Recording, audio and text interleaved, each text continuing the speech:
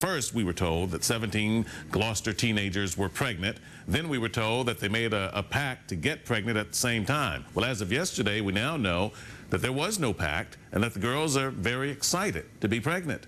It all happened in the small fishing town on the eastern tip of Massachusetts. Authorities there are now looking into the possibility that charges against some of these fathers may be coming forward, fathers of the babies, because some of these girls were 15 at the time, and that's considered statutory rape. Officials were also troubled that one of the fathers is a 24-year-old homeless man. Now, this situation has shed some light on some glaring facts about teenagers and pregnancy. More than 700,000 teens are getting pregnant every year, leading to more than 400,000 births. And those numbers are on the rise. And that means 11% of all babies in the U.S. are born to teenage moms. And there's more. Nearly half of all 15 to 19-year-olds in the United States have had sex at least once. The experts say a sexually active teen who does not use contraceptives has a 90% chance of becoming pregnant within a year. 90% chance.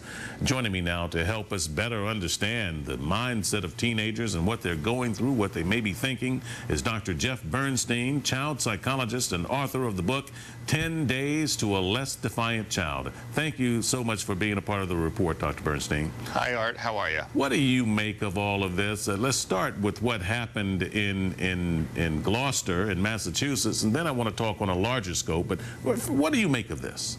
Well, I think for a lot of these girls, they really want to feel understood. A lot of them feel very alienated. It's such a competitive world for adolescents. And for a lot of them, they're looking to escape. They're looking to find a way of having status. A lot of these girls probably don't fit in. They don't at least think they fit in, and they're hurting. So I think they look toward the allure of pregnancy, in their mind, what they see as an allure, and they glamorize it. And we certainly know that schools today are a different place than what it once was, and right. the activities that these kids are taking part in is just mind-boggling, and for a parent is a nightmare.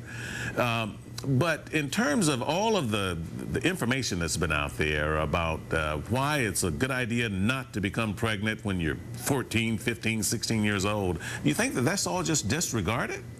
Well, I think in these years, there's such a need for exploration and excitement, and at this age, for adolescents, their brains aren't fully developed. Recent research has shown, actually, that the brain fully develops by the mid-20s. So the part of the brain that controls these types of decisions isn't fully working. And even, let's face it, as adults, people can still be impulsive. So you mix that in with adolescence and the peer pressures and the need to escape. And what about the defiance? You know, kids, and we've all been there, you know, when you're going through your formative teenage years, you go through this defiant stage where you think you know it all, and you disregard what your parents may say to you, at least for the time being.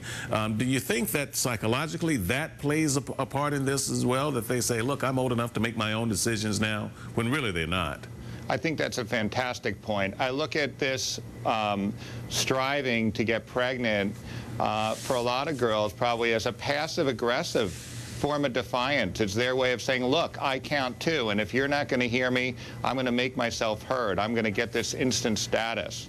Yeah, and let's not just put all of this on the girls. We certainly know that it takes two to tango, and teenage boys oftentimes get a pass, you know, unless they're getting in trouble with the law from some type of gang activity or something like that. When it comes to sexual promiscuity, they seem to be overlooked in all of this. I absolutely agree. And for both boys and girls, teens that age, it's really not about blame. It's about, again, understanding that for a lot of these kids, they feel very lost, they feel misunderstood, they want to feel loved, they want to feel that they count and that they have status. I'm going to talk more on this a little bit later in the program, Dr. Bernstein, but I certainly would like to hear your take on the parents' role in all of this and how much of an impact they can have.